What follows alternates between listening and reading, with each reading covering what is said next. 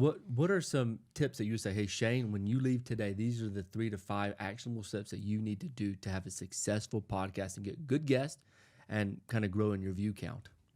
Oh, you say, Jack. I would say you could be on Snapchat, you could be on Facebook, you could be on Twitter, you could be on TikTok, all of these things, and post little snippets of your show that hopefully funnel some new viewers to the podcast. Now, the podcast itself needs to be really high quality, cover to cover. Like every minute, there needs to be a certain threshold of either entertainment or educational value that is met. And so the viewer is stimulated throughout the podcast because you want them to think, oh, this Shane guy, he's pretty good at podcasting. I like the thing he's got going on. I'm going to subscribe and I'm going to tune in next week when he posts again. And so it's all about like finding those people that would be interested in your content, somehow directing them to your show, because it's very hard to grow. Think about it from a viewer perspective. If you're a person just casually scrolling YouTube and you see a 3-hour long video from this guy you've never seen before, and it's like, oh, how, I did this in real estate. You're like, I don't know if I trust this guy. I don't know if I believe this guy. And am I really going to sink 3 hours of my time into listening to this guy? No. But the Shorts algorithm will feed these people content. They don't have to click on those videos. It will feed them something. And maybe that snippet is just so fascinating that it then redirects them towards a long form video. And then, like I said, cover to cover, those long form videos have to be really good. So the main thing is, for long form success, you need to have a great title and thumbnail. And you need to make sure you're hitting that threshold of like educational and entertainment value every minute of the podcast, so people enjoy it. They like you, they like what you have going on, they trust you, and they're willing to watch again. Okay, so good snippets. That funnels them in, then education and entertainment. And then of course on the long form, like you guys do, you think if it's 3 hours, I need to snip it down to about an hour and a half, maybe. Yeah, maybe 2. It really depends on the content itself. Like if there are certain parts of the video, they're like, wow, this guy's really droning. Let's cut the entire thing. And also, if there's a certain conversation that happens later in the video that it makes more contextual sense to grab that entire conversation and slice it and put it earlier on in the video, you could totally do that too. It's basically like creating your own piece of art cover to cover that makes sense. It tells a story. It's funny. It's educational, and you just try to maximize that value. What was the first time? Did y'all always snip them from the first time y'all did podcasts, or did y'all just place the whole thing out there? I think it's just evolved over time. Like go back and watch our first few podcasts. It was so bad. You'll be able to see it's like there were weird pauses in there, bad clips. Sometimes you'd make a mistake, and it's just bad. It's definitely a learning process. I will say that we were still somewhat doing that as opposed to a lot of other podcasts that I would listen, because I was a huge podcast consumer. And so I had a very strong opinion on what I liked and what I didn't like. So I wasn't quite at the point where you'd grab conversation and move it in the podcast. That didn't happen until maybe a year or so later. But I was definitely at the point where I could tell mostly when something was like egregiously bad or if it was decent content. It just like my threshold went up over time. And so in the beginning, like I would leave stuff in that was maybe 6 out of 10 on that threshold. And then now it's got to be like an 8 out of 10 to be left in the podcast. That's pretty interesting.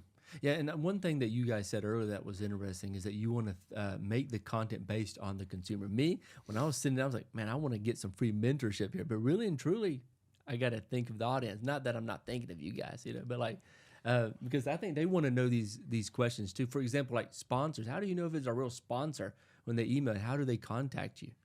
I mean, you could tell from the email itself usually, but most of the time it's not the brands reaching out to you directly. You usually work with a few different agencies that filter through those emails. They can reach out. So you basically have an agency representing you. They either can reach out to these brands if you tell them, hey, I want to work with this company, and they probably have a contact or they know someone that knows someone. They can reach out that way, outbound, or they have inbound where they have these brands that they work with, maybe like 50 to 100 brands that they work with all of the time. And then these brands are like, hey, we're cutting off the budget for this quarter, or they're like, hey, we're opening up the budget. This is what we're looking for. And the agency has many clients as well, and they just kind of determine who seems like the best fit. And as long as you have multiple agencies like that representing you, you're going to fill up your inventory.